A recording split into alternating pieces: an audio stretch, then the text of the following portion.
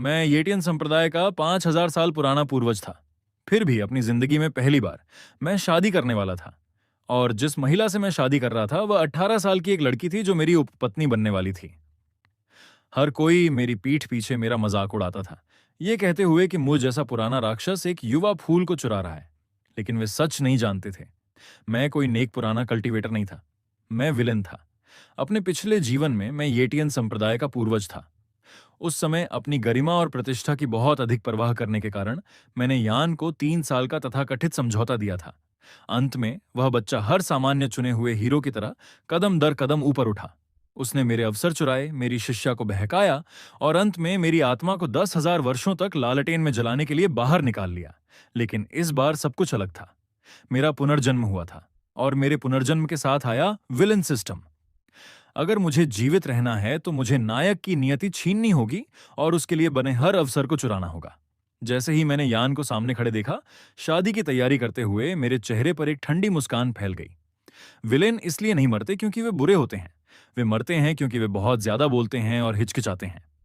अगले ही सेकंड मेरी आकृति शादी के हॉल के बीच में दिखाई दी। मैं इस शादी को ले रहा हूं। मेरी आवाज तेज नहीं थी, फिर भी यह हर किसी के दिमाग में बिजली की तरह फटी। ये फैन को तुरंत एक भयानक आभा ने जकड़ लिया। दबाव के कारण उसकी हड्डियां चरमरा गईं, लेकिन उसने अपने दांत पीसे और खुद को खड़ा रहने के लिए मजबूर किया, जबकि वह अपनी खून से भरी आंखों से मुझे घूर रहा था। तुम कौन हो? आज चुलिये के साथ मेरी शादी है। तुम ऐसा व्यवहार करने और मेरा अपमान करने की हिम्मत कैसे करते हो? ये फैन, वह दहाड़ा। सामान्य स्क्रिप्ट के अनुसार यह वह क्षण था जब नायक की अदम्य इच्छा शक्ति जागती। उसकी अंगूठी के अंदर का बूढ़ा उसे शक्ति उधार देता। वह थोड़ी देर के लिए दिखावा करता, फिर मुश्किल से बच निकलता। दुर्भाग्य से उसके लिए मेरा स्क्रिप्ट का पालन करने का कोई इरादा नहीं था। मेरी आकृति उस जगह से गायब हो गई। या फैन के प्रतिक्रिया देने से पहले ही मैंने साधारण घूंसों की एक श्रृंखला शुरू कर दी। वह तोप के गोले की तरह पीछे उड़ा और सीधे दीवार से जा टकराया। तुम्हें लगता है तुम योग्य हो? येडिंग ने शांति से अपना हाथ वापस लिया, फिर घृणा में अपनी उंगलियों को पोंछने के लिए एक रूमाल निकाला।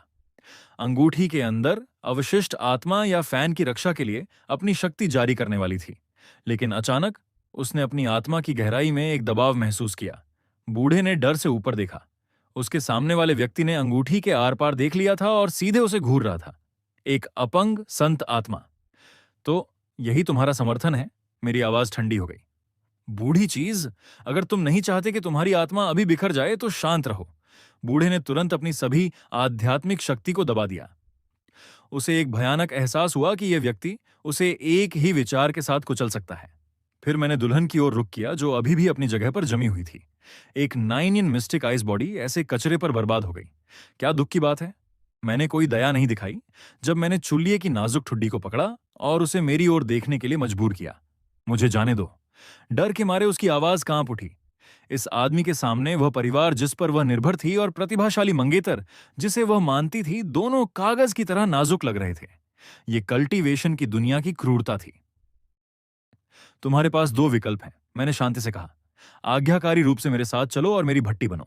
बदले में मैं तुम्हारे असली परिवार को गौरव प्रदान करूंगा और तुम्हें सर्वोच्च अमर संसाधन दूंगा। या उस कचरे के प्रति वफादार रहो और मैं तुम्हारे पूरे परिवार का वध कर दूंगा और तुम्हें एक लाश की कठपुतली बना दूंगा। चुलिये की पुतलियां हिंसक रूप से सिकुड़ गईं। उसका शरीर कांप उठा जब उसने मेरी भावनाहीन आंखों में घूरा। वह जानती थी कि मैं मजाक नहीं कर रहा था। उसकी आंखों से आंसू गालों पर लुढ़क गए और उसने धीरे से अपनी आंखें बंद कर लीं। मैं तुम्हारे साथ चलूंगी। येडिंग संतुष्टि में मुस्कुराया। अपनी आस्तीन के एक झटके के साथ उसने चूलिए के चारों ओर एक हाथ लपेटा और आसमान में ऊपर उठ गया। डिंग! सफल लूट का पता चला। नायिका चुलिए को जब्त कर लिया गया है। इनाम 2000 फेट पॉइंट्स। मैं पहले ही महसूस कर सकता था कि मेरा कल्टीवेशन ढीला हो रहा है, जैसे कि कोई सफलता करीब आ रही हो।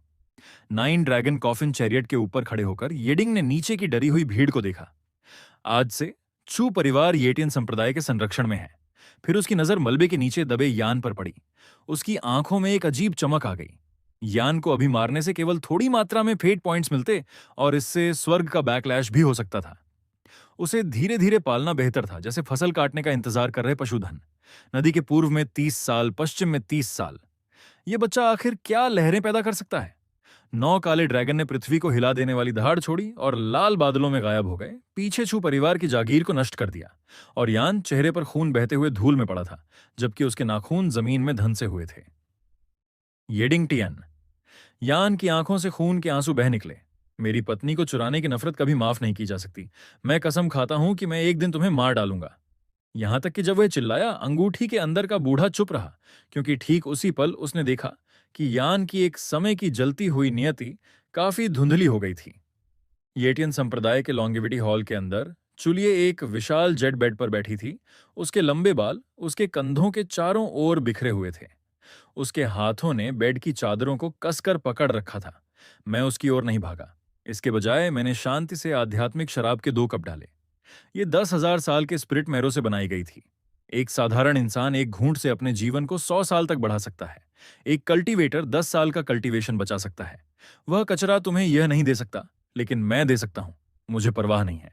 चुलिए आखिरकार फट पड़ी। उसकी आंखों में आंसू भर आए जब उसने येडिंग पर घूरा। तुम शक्तिशाली हो सकते हो, लेकिन किसी और की महिला को जबरदस्ती चुराना किस तरह की क्षमता है? भाई, ये फैन अभी तुमसे उतना मजबूत नहीं हो सकता है, लेकिन उसके पास दृढ़ संकल्प और प्रतिभा है। इससे पहले कि वह अपनी बात पूरी कर पाती, मैंने उसे बीच में ही रोक दिया और कप को उसके होंठों से लगा दिया। छोटी बच्ची, तुम बहुत भोली हो। इस दुनिया में प्रतिभा और दृढ़ संकल्प का पूर्ण संसाधनों और पृष्ठभूमि के सामने कोई मतलब नहीं है। इस पर ध्यान दिए बिना कि वह सहमत है या नहीं, मैंने जबरदस्ती आध्यात्मिक शराब को उसके गले में डाल दिया। चुलिए हिंसक रूप से खांसने लगी, लेकिन शराब उसके शरीर में प्रवेश करते ही तुरंत पिघल गई। फिर उसका भाव बदल गया। ठंडे जहर ने जो उसे उसकी अविकसित मिस्टिक आइस बॉडी के कारण सताया था, वह उसकी मेरिडियन में फैल रही गर्मी की लहर के नीचे टूटने लगा। उसकी कल्टीवेशन की बाधा पतले कागज की तरह टूट गई। Early foundation establishment, middle stage, late stage, peak stage. एक कप पीने में जितना समय लगा, उसने 3 पूरे दायरे पार कर लिए और गोल्डन कोर स्टेज के करीब पहुंच गई। शक्ति के भारी उछाल से उसका दिमाग खाली हो गया। उसने 10 वर्षों से अधिक समय ठंड के जहर से पीड़ित होने और छू परिवार के भीतर कड़वाहट से खेती करने में बिताया था। फिर भी वह सारी मेहनत इस तथाकथित शैतान द्वारा उसे लापरवाही से दिए गए 1 कप की तुलना नहीं कर सकती थी। कैसा लग रहा है? मैंने उसके जलते हुए गाल पर धीरे से उंगली फेरी। वह कचरा केवल तुम्हारी मिस्टिक आइस बॉडी का उपयोग उसके अंदर की आग के जहर को दबाने के लिए करना चाहता था। उसके लिए तुम सिर्फ एक डिस्पोजेबल मेडिसिन जार थी। लेकिन मैं मेरी आंखें संकुचित हो गईं। मैं तुम्हें एक सच्ची साम्राज्य बनाना चाहता हूं। तुम झूठ बोल रहे हो। चुलिए की आंखों का फोकस खोने लगा। अमर शराब के औषधीय प्रभाव केवल कल्टीवेशन बढ़ाने तक सीमित नहीं थे।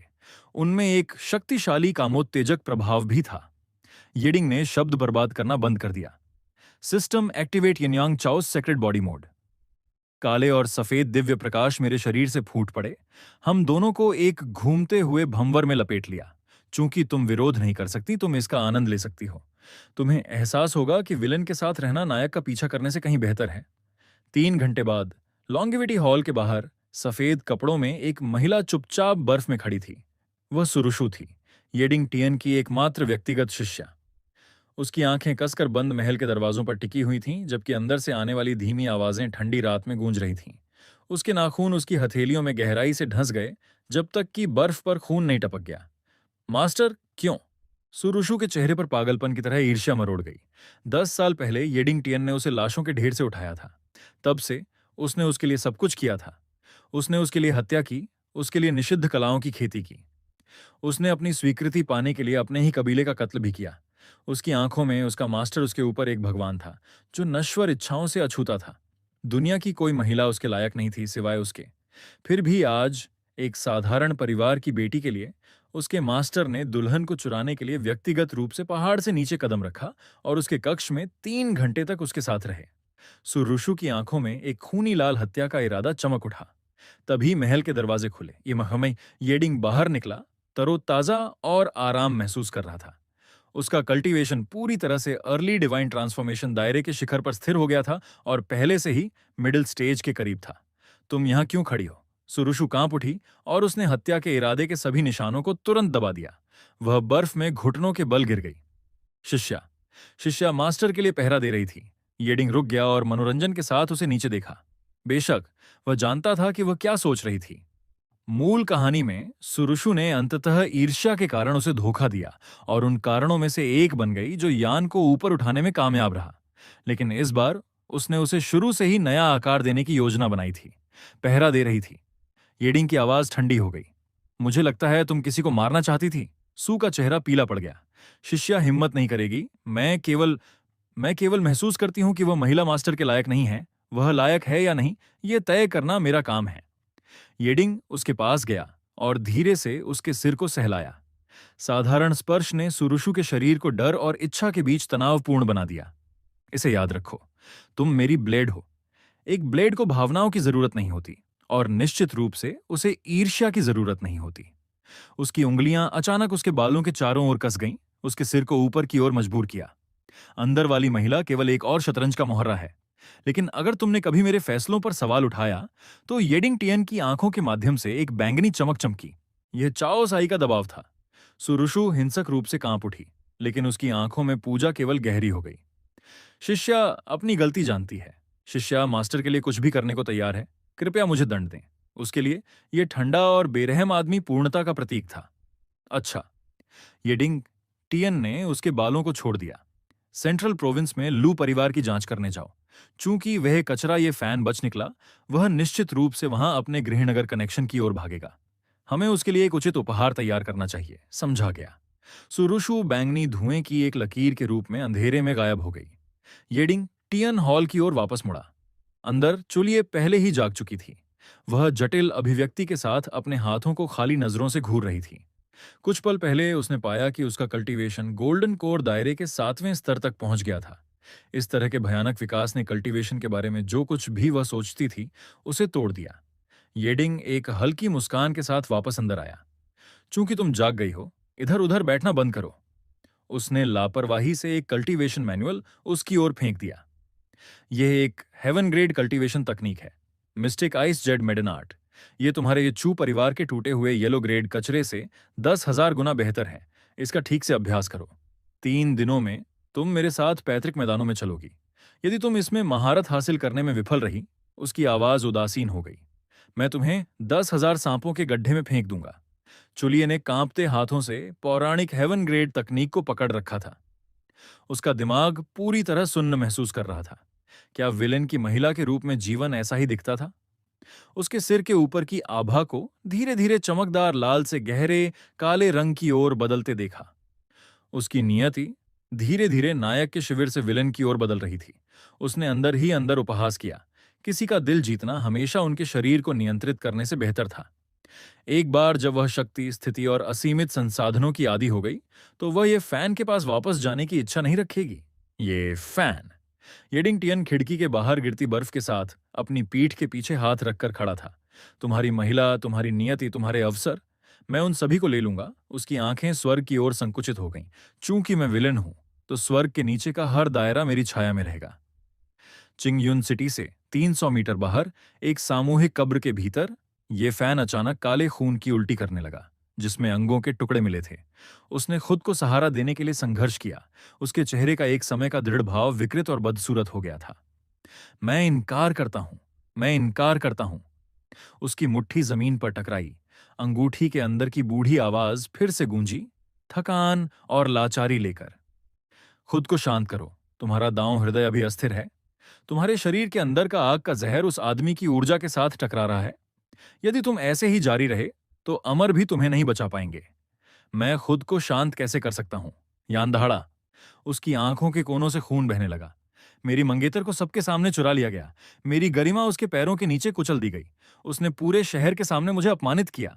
यदि मैं इस नफरत का बदला नहीं लेता तो मैं यान कहलाने के योग्य नहीं हूं। अंगूठी के अंदर का बूढ़ा गहराई से आह भरता है। वह कभी सेंट्रल प्रोविंस की एक शक्तिशाली संत थी और उसने वर्षों में अनगिनत जीनियस को गिरते देखा था। लेकिन कभी भी उसने येडिंग टियन जितना भयानक कोई नहीं देखा था। उस एक नजर ने उसकी संत आत्मा को भी कांपने पर मजबूर कर दिया था। वह आदमी अथाह है। शाओन, मेरी बात सुनो। अभी के लिए दक्षिणी क्षेत्र छोड़ दो। जब तक हरे पहाड़ हैं तब तक जलाने के लिए हमेशा जलाऊ लकड़ी होगी। नहीं। यान ने अपने दांत पीसे और अपनी छाती से एक मंद जेड पेंडेंट निकाला। ये चुलिए और उसके बीच प्यार का प्रतीक था। एक धुंधला कनेक्शन अभी भी इसके अंदर बना हुआ था। चुलिए मेरा इंतजार कर रही है। हर सेकंड वो उस राक्षस के पास रहती है, वो उसके लिए यातना है। उसने केवल मेरे परिवार की रक्षा के लिए खुद का त्याग किया। तुम नहीं समझती गुरुजी। चुलिए बाहर से ठंडी लग सकती है, लेकिन वह अंदर से बहुत भावनात्मक है। वह मेरी प्रतीक्षा कर रही है कि मैं उसे बचा लूं। इस क्षण में ये फैन की खुद को धोखा देने की क्षमता एक नए स्तर पर पहुंच गई। वह दृढ़ता से मानता था कि चुलिए उसके लिए अपमान सह रही है। बूढ़ा कुछ देर के लिए चुप रहा, इससे पहले कि वह युवाओं के जिद्दी दृढ़ संकल्प के आगे झुक जाए, या शायद खुद स्वर्ग उसकी इच्छा को मजबूर कर रहा था। ठीक है, चूंकि तुम जिद करते हो। उसकी आवाज हत्या के इरादे से तेज हो गई। आज रात येटियन संप्रदाय क्षेत्र की आध्यात्मिक नसों का उपयोग एक बलि अनुष्ठान के लिए करेगा। ग्रैंड फॉर्मेशन अस्थिरता की एक संक्षिप्त अवधि में प्रवेश करेगा। तुम्हारी टूटी हुई तलवार में एक प्राचीन ताबीज है जो प्रतिबंधों को तोड़ने में सक्षम है। यदि तुम पिछले पहाड़ में घुस सकते हो और फॉर्मेशन के मुख्य केंद्र का पता लगा सकते हो, तो मैं तुम्हें बाधा को अस्थायी रूप से फाड़ने और लड़की को बचाने में मदद कर सकती हूं। लेकिन याद रखना, तुम्हें केवल एक मौका मिलता है, और एक बार जब तुम सफल हो जाते हो तो तुम्हें सीधे सेंट्रल प्रोविंस भागना होगा। इस बीच येटियन संप्रदाय के भीतर लिंगान क्लिफ की छोटी पर पूरे दक्षिणी क्षेत्र में सबसे अच्छी जगह, बादलों के अंतहीन विस्तार को देखते हुए येडिंगटियन आलस्य से एक चंदन की कुर्सी पर टिका हुआ था, जबकि लापरवाही से दो जैड शतरंज के मोहरों के साथ खेल रहा था। उसके सामने अधूरा शतरंज का खेल पड़ा था। बर्फ में उसके पैरों के पास चुपचाप घुटने टेककर सो एक आध्यात्मिक फल को छील रही थी। वह धीरे धीरे और सावधानी से चल रही थी, किसी भी एक टुकड़े को नुकसान पहुंचाने से डर रही थी। ठंड के कारण उसकी उंगलियां पहले ही लाल हो गई थीं, लेकिन ऐसा लग रहा था कि उसने ध्यान नहीं दिया। मास्टर, सब कुछ व्यवस्थित कर दिया गया है। सूरुषु ने दोनों हाथों से छिल्ला हुआ फल सम्मानपूर्वक पेश किया। उसकी नजरें जुनून से भरी हुई थीं, क्योंकि वह उसके साइड प्रोफाइल को घूर रही थी। जैसा आदेश दिया गया था, संप्रदाय की डिफेंसिव फॉर्मेशन में खामी जानबूझकर रेमनेंट सोल के लिए उजागर कर दी गई थी। लॉन्गिविटी हॉल के आसपास के छिपे हुए पहरेदारों को भी हटा लिया गया था। येडिंगटियन ने अपना मुंह खोला और फल को काटा। उसकी गर्म उंगलियां गलती से सुरुशु के बर्फीले हाथ से छू गईं, जिससे उसका शरीर कांप उठा। बहुत अच्छा। मीठा रस उसकी जीभ पर फैल गया और उसने अपनी आंखें सिकोड़ लीं। उसके सामने एक पारदर्शी सिस्टम स्क्रीन दिखाई दी। Destiny monitoring. लक्ष्य, ये फैन। वर्तमान स्थिति, गंभीर रूप से घायल, भावनात्मक रूप से उत्तेजित, आत्मभ्रम में खोया हुआ। स्थान, चिंग्युन सिटी के बाहर खंडहर मंदिर। येटियन संप्रदाय की ओर बढ़ रहा है। Trump card, restriction breaking talisman. खतरे का स्तर कम, संत अवशिष्ट आत्मा मध्यम खतरा। प्रोटगोनिस्ट हेलो, बेहद खतरनाक, अप्रत्याशित कारकों की उच्च संभावना। मास्टर, सुरशु ने आखिरकार पूछने की हिम्मत जुटाई। ये फैन एक चींटी के अलावा कुछ भी नहीं है। उसके साथ खेलने में इतनी मेहनत क्यों बर्बाद कर रहे हैं? क्या उसे एक थप्पड़ से कुचलना आसान नहीं होगा? येडिंग धीरे से हंसा और बोर्ड पर शतरंज का एक मोहरा रखा। क्या तुमने कभी बिल्ली को चूहे का शिकार करते देखा है? उसे खाने से पहले बिल्ली हमेशा उसके साथ खेलने का आनंद लेती है। वह धीरे से खड़ा हुआ और बादलों के काले समुद्र को नीचे देखते हुए चट्टान के किनारे की ओर चल पड़ा। अगर मैं उसे सीधे मार दूं, तो स्वर्ग उसे एक दुखद नायक के रूप में देखेगा। उसकी किस्मत मेरे खिलाफ पलट जाएगी।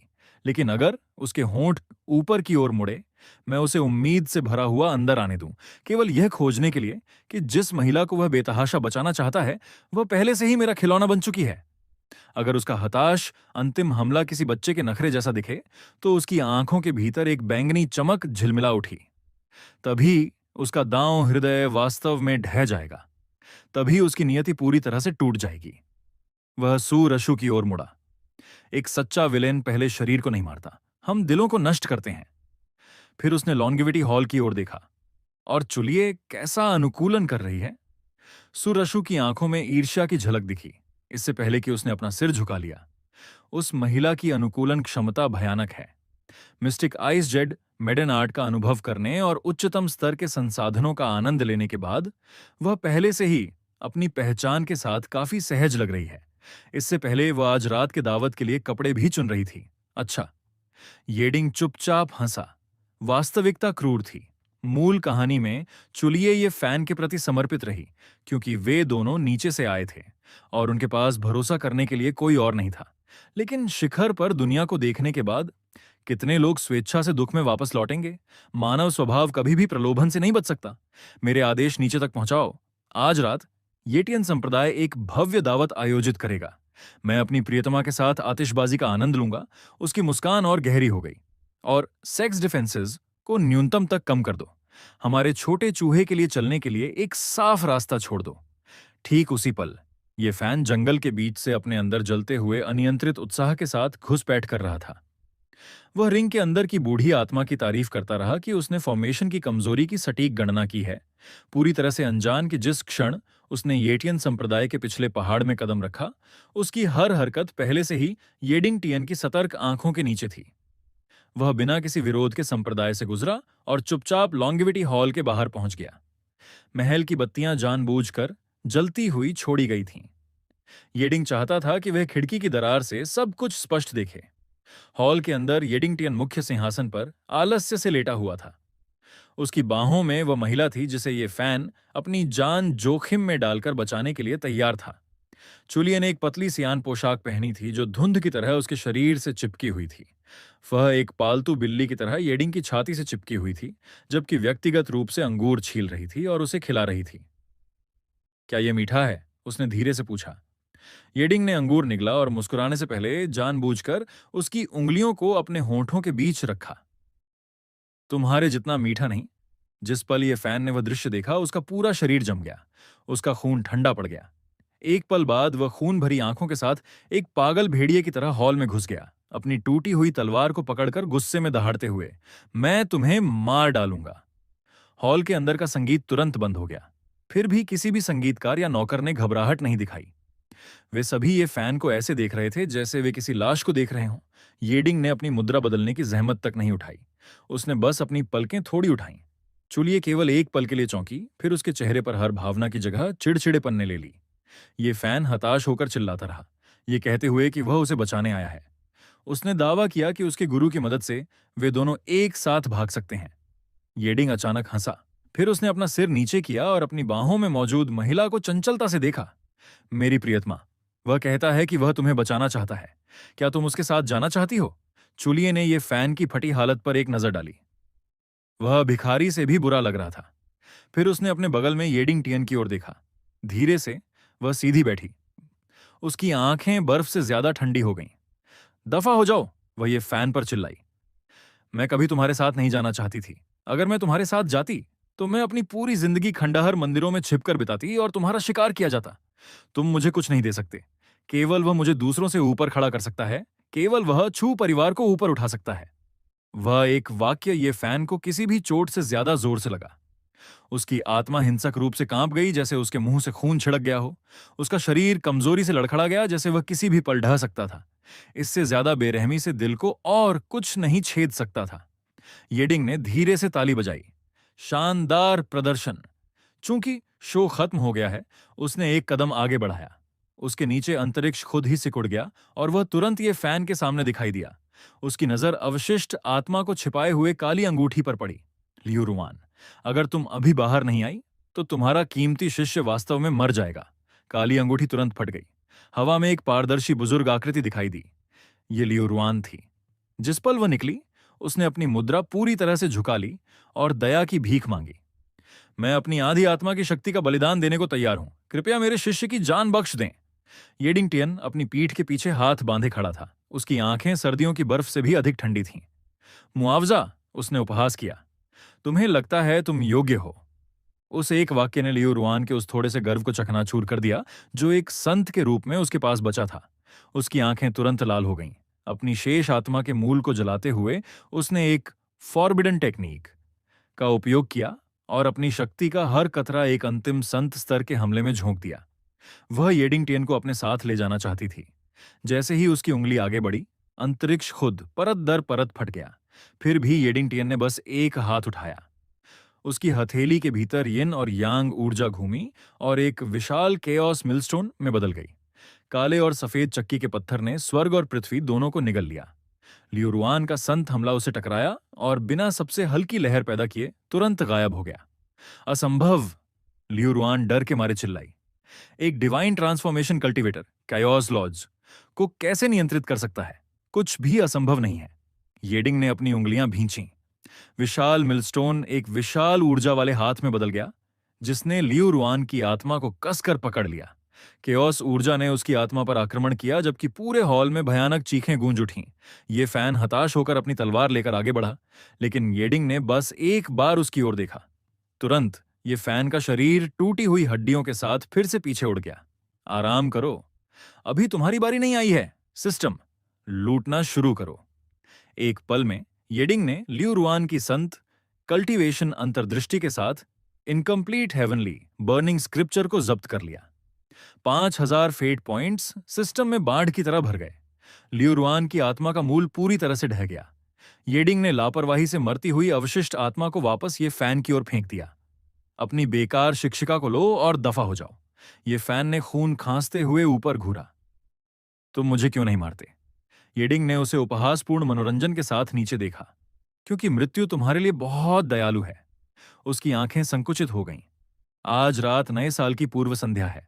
चिंग्युन सिटी में तुम्हारे ये परिवार को अभी अपना पैतृक समारोह आयोजित करना चाहिए, सही? ये फैन की अभिव्यक्ति जम गई। उसका पूरा शरीर ठंडा पड़ गया। नहीं, परिवार का इसमें कोई दोष नहीं है। येडिंग टियन हल्का सा मुस्कुराया। वह केवल एक बहाना है जिसका उपयोग कमजोर लोग करते हैं। उसने अपनी उंगलियां छुटकाईं। सुरशु ने तुरंत एक मिरर प्रोजेक्शन बुलाया। उसके अंदर ये परिवार को अपने पैतृक समारोह के लिए खुशी से इकट्ठा देखा जा सकता था। फिर येडिंग ने हवा के माध्यम से धीरे से एक उंगली नीचे दबाई। दर्पण के अंदर आसमान से एक विशाल रक्तलाल हाथ उतरा। पूरा ये परिवार का एस्टेट तुरंत गायब हो गया। सैकड़ों परिजन, इमारतें और पैतृक हॉल एक विशाल गड्ढे में मिटा दिए गए। खंडहरों के ऊपर आकाश में बची अंतिम छवि थी। ये फैन के दुश्मन येडिंग टियन द्वारा मारा गया। लॉन्गिविटी हॉल के अंदर ये फैन ने एक दिल दहला देने वाली चीख छोड़ी। अपने पूरे परिवार को अपनी आंखों के सामने कत्ल होते देख उसके दिमाग को थामने वाला अंतिम धागा टूट गया। येडिंग टियन शांति से उसके पास गया और उसके सिर पर पैर रखा। इस दर्द को याद रखना, यह कमजोरी की कीमत है। उसकी आवाज में कोई भावना नहीं थी। मैं तुम्हें आज नहीं मार रहा हूं क्योंकि तुम मेरे हाथों मरने के भी लायक नहीं हो। मैं तुम्हें जीवित छोड़ दूंगा ताकि तुम मजबूत समर्थकों की तलाश कर सको। मैं धैर्यपूर्वक प्रतीक्षा करूंगा जबकि तुम आशा का हर कतरा इकट्ठा करते हो। उसके होंठ धीरे धीरे ऊपर की ओर मुड़े। फिर मैं उन सबको एक एक करके कुचल दूंगा। अगले ही पल ये फैन और उसकी टूटी हुई अंगूठी को कचरे की तरह लॉन्गिविटी हॉल से बाहर निकाल दिया गया। हॉल में सन्नाटा छा गया। संगीतकार कांप उठे क्योंकि उन्होंने फिर से बजाना शुरू किया। उनकी धुनें डर से हिल रही थीं। चुलिये का चेहरा पूरी तरह सफेद हो गया था। येडिंग टियन को लापरवाही से एक पूरे परिवार को मिटाते हुए देखकर उसके मन में ये फैन के लिए जो थोड़ा सा लगाव बचा था वह भी नष्ट हो गया। डर ने बाकी सब कुछ निगल लिया। कांपते हाथों से उसने शराब का जार उठाया और येडिंग का कप फिर से भर दिया। येडिंग ने उसके ऊपर पूरी तरह से काली हो चुकी नियति आभा को घूरते हुए शराब स्वीकार की। फिर उसने थोड़ा सिर हिलाया। आज से मुझे पूर्वज कहना बंद करो। उसकी आवाज हॉल में धीरे से गूंजी। मुझे मास्टर कहो। 3 साल पलक झपकते ही बीत गए। उन 3 वर्षों के दौरान दक्षिणी क्षेत्र के अराजक सत्ता संघर्ष समाप्त हो गए। येटियन संप्रदाय सबसे ऊपर था। जो माने वे समृद्ध हुए, जो विरोध किए वे मर गए। सेंट्रल प्रोविंस और दक्षिणी क्षेत्र के बीच की सीमा पर बादलों के ऊपर एक विशाल शहर तैरता था। यह शहर सेंट्रल प्रोविंस की शक्तियों द्वारा स्थापित प्रवेश द्वार के रूप में कार्य करता था। शहर की दीवारों के ऊपर सेंट्रल प्रोविंस के कई युवा जीनियस एक साथ शराब पी रहे थे और खुलेआम येडिंग टियन का मजाक उड़ा रहे थे। वे उस पर ऐसे हंस रहे थे जैसे वह बाघों के बिना पहाड़ पर शासन करने वाले बंदर से ज्यादा कुछ न हो। उनके अनुसार यह तथाकथित डिवाइन ट्रांसफॉर्मेशन पूर्वज सेंट्रल प्रोविंस आने पर शहर की रक्षात्मक संरचना को तोड़ भी नहीं पाएगा। एक अहंकारी युवक ने दावा किया कि उसका स्पिरिट बीस्ट ही अकेले येडिंग टियन को सबक सिखा सकता है। केवल एक काले कपड़े पहने व्यक्ति ने गंभीरता से भौहें सिकोड़ी और दूसरों को चेतावनी दी। उसके परिवार के बुजुर्गों ने संदेश भेजे थे कि येडिंग टियन को कम मत समझो।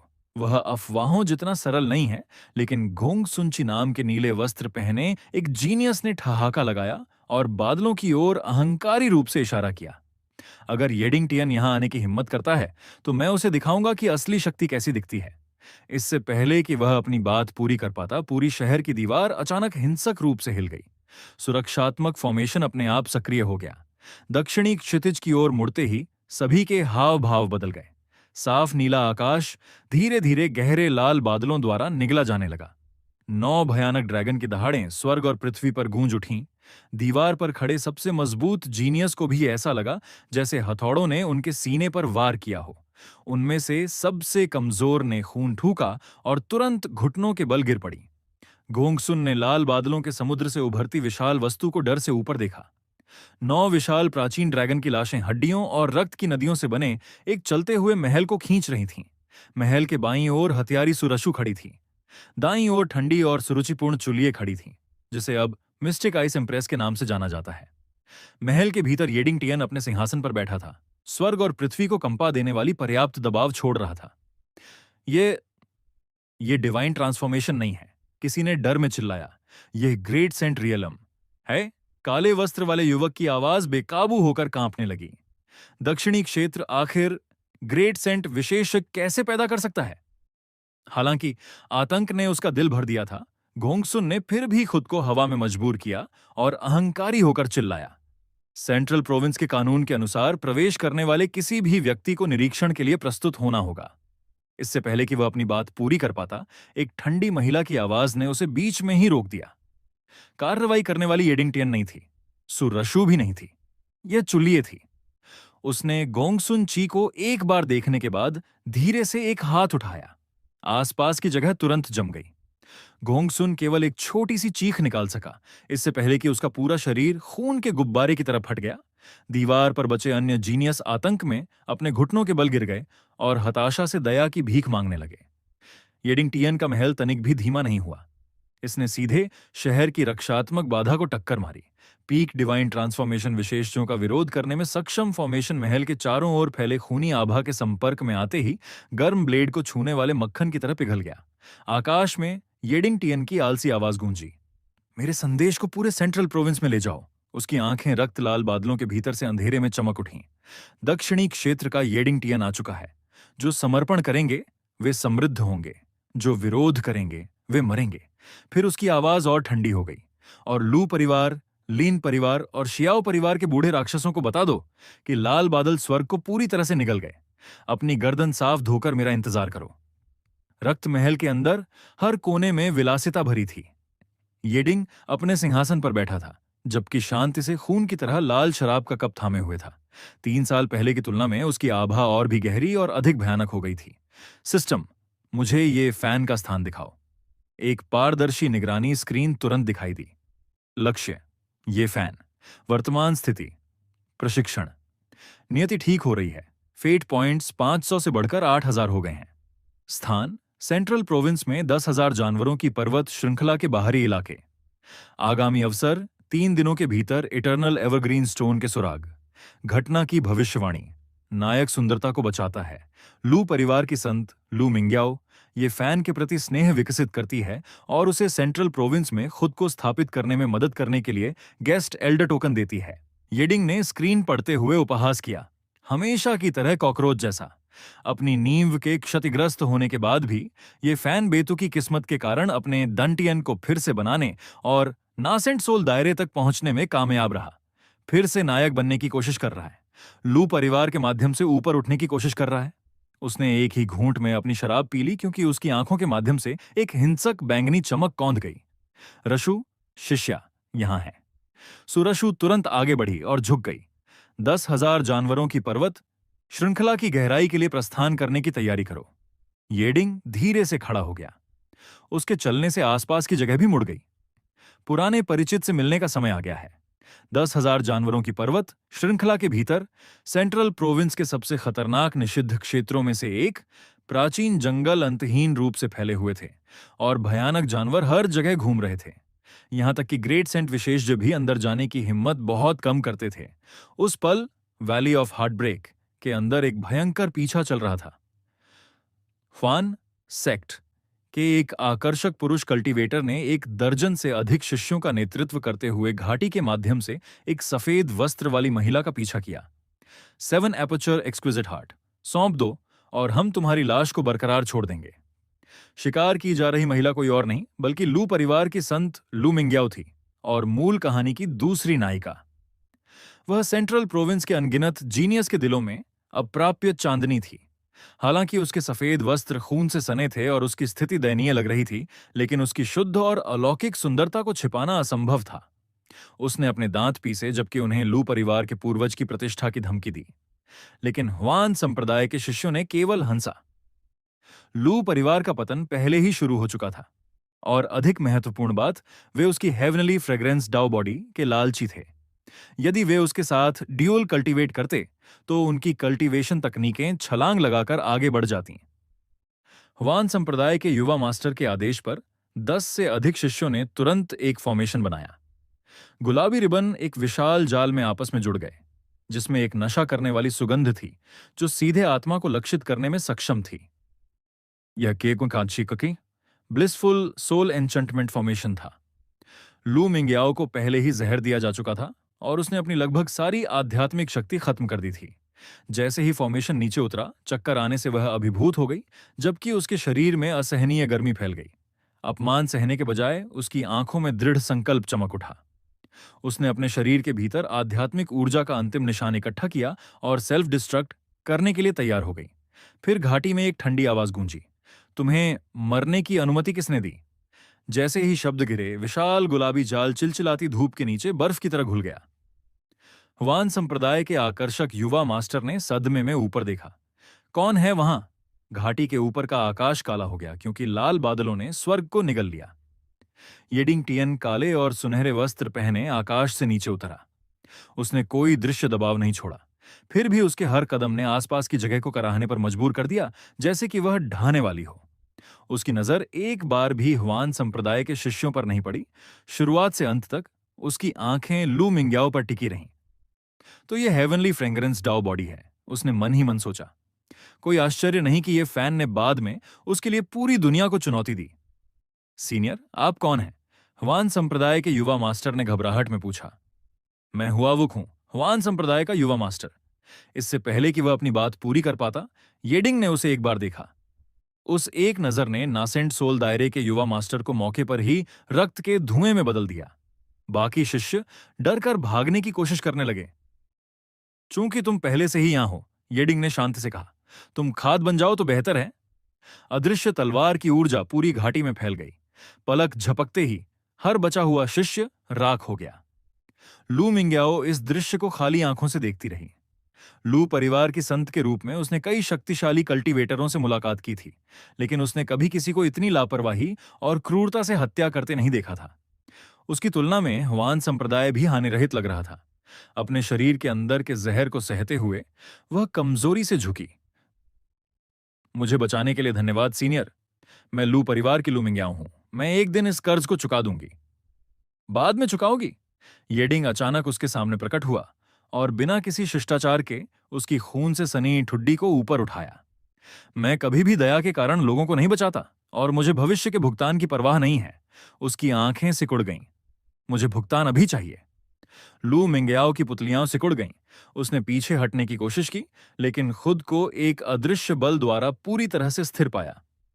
सीनियर, आपका क्या मतलब है? येडिंग करीब झुक गया। ये फैन जल्द ही यहां पहुंच रहा होगा, है ना? ये फैन का नाम सुनकर वह स्तब्ध रह गई। उसे यह भी नहीं पता था कि वह कौन था। कोई फर्क नहीं पड़ता कि तुम उसे जानती हो या नहीं, येडिंग हल्का सा मुस्कुराया। तुम्हें बस एक चीज समझने की जरूरत है। इस क्षण से तुम्हारी किस्मत बदल गई है।